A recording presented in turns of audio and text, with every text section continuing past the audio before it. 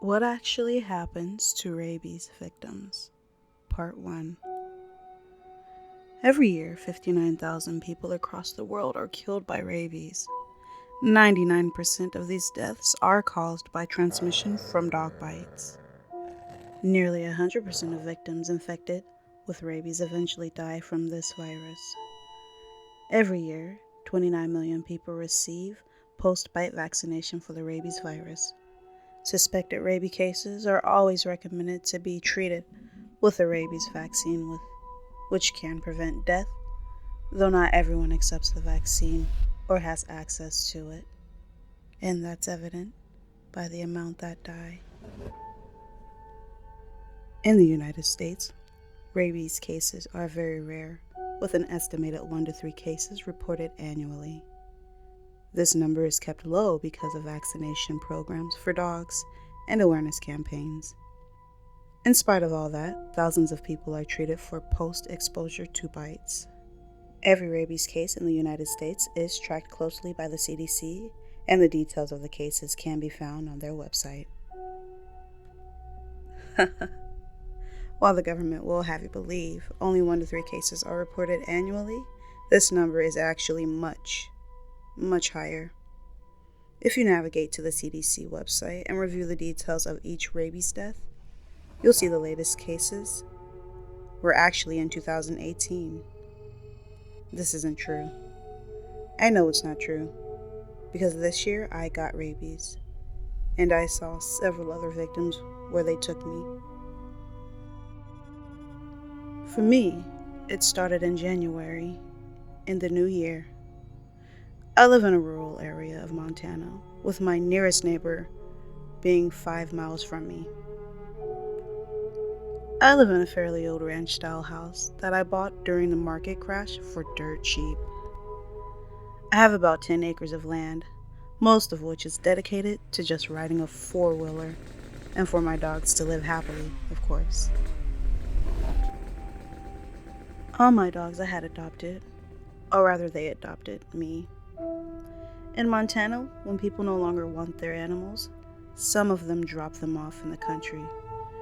It's cruel, I know, and it also pisses me off, but that's how I got all 5 of my dogs. One of my dogs was a tiny Bichon Frise kind of dog. I didn't really know. It's just what I had found on Google and what he looked most like. Point is, he's a very tiny dog. Oh, but you could never tell him that. One night, I was sitting on my porch, just watching the stars, when my dog started going nuts. Right before my eyes, I watched as a coyote came from the woods and darted after my small dog. My instincts automatically kicked in, and I jumped and ran to intervene. I was successful in catching my small dog in my arms before the coyote could get him. As I was spinning around, the coyote latched onto my leg, where my dog had been. At the time, I didn't even register the pain. Adrenaline was coursing through my veins, and my vision was narrowed to a fight or flight response. I started punching off the coyote with my free hand. I was a little confused because I've grown up around coyotes all my life, and usually if you scream or put up a good of a fight, they go running, but this wasn't the case. In my shocked state of mind, I just figured the fucker was hungry and had went after my little dog that looked like a nice tasty white rabbit. Can't say I blamed him. But nonetheless, this is my dog, and I would do anything to protect it. Ugh. This thing wasn't letting up. No matter how long I punched at its head, it was locked tightly to my leg, and the adrenaline was fading fast. My other dogs were running around us in a circle, barking and growling. Some of them did attempt to jump forward and snap at the coyote, but to no avail. Get off! I kicked its head. It finally let up. It was bloody. Eventually, the coyote stopped moving and its jaws opened up. I was quickly losing blood in my leg. Damn thing must have bitten into an artery. After I called 911, I quickly used my belt as a tourniquet to stop the bleeding from the artery. Good news, it slowed it. Bad news, it didn't completely stop the bleeding.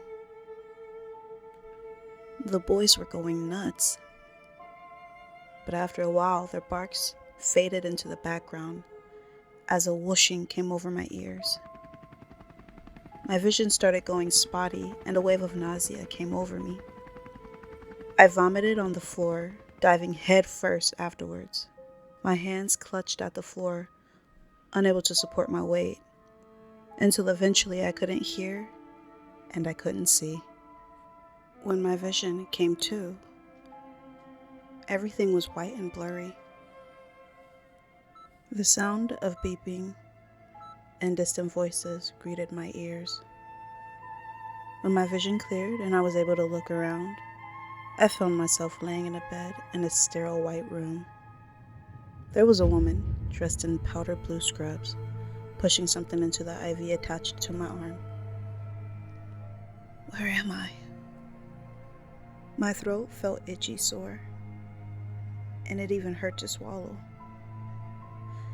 Well, good morning, she greeted me brightly. Glad to have you back. We thought we lost you there. You're at the hospital, dear. Seems you got into a scrap with a rabid coyote. Luckily we came when we did. You almost lost your leg. A rabid coyote? My mind flashed back to the fight. My dogs, are they okay? They're just fine. No worries there, sweetie, she assured me. My throat, it hurts. Yeah, it might be sore for a few days or two. We lost you for a second. Had to get you breathing. Now the coyote that attacked you, we confirmed had rabies. We already started you on the series of vaccines. But she frowned as she paused. I'm not sure what you're getting at, I exclaimed. There's no guarantee the series of shots we're giving you will work. And as I'm sure you know, rabies is always lethal. Unfortunately, we're going to have to keep you here for a few weeks. Symptoms of the virus usually start to show at a few weeks post-bite. The gravity of the situation didn't really sink in at the time. I guess I was still holding out hope the shots would work. I thanked her and she left the room. I was left there in silence, alone with my thoughts. To occupy myself, I naturally reached in my pocket to retrieve my phone. I'm in the hospital. Where could my phone be?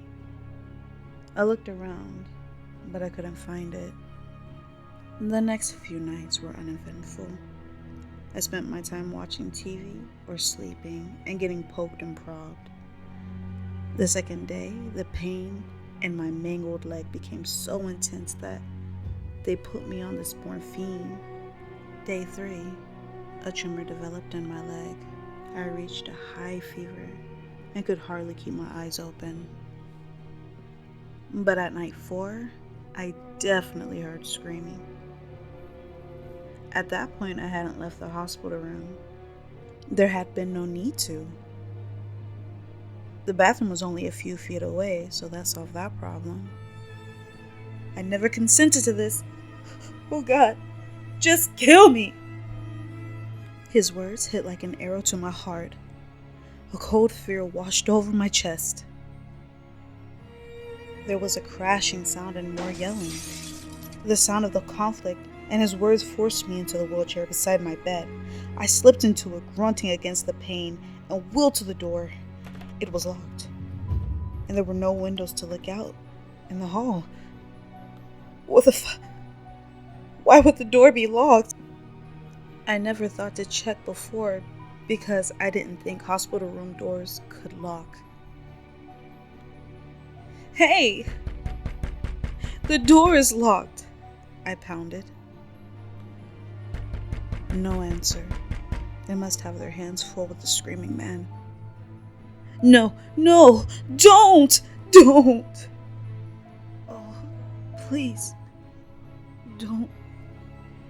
No, please don't. His voice was getting weaker, quieter, as if he were falling asleep mid-sentence. It occurred to me they probably sedated him. Yes? She asked breathlessly. Why is my door locked? And what was with the screaming?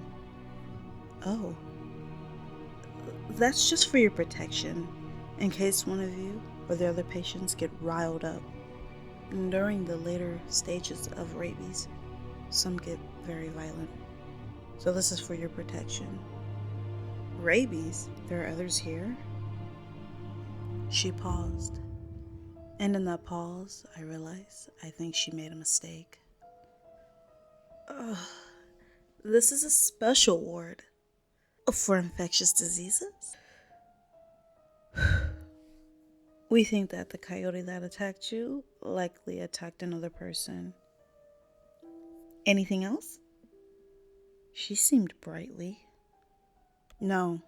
She closed the door, and I returned to bed. What she said, it didn't make any sense.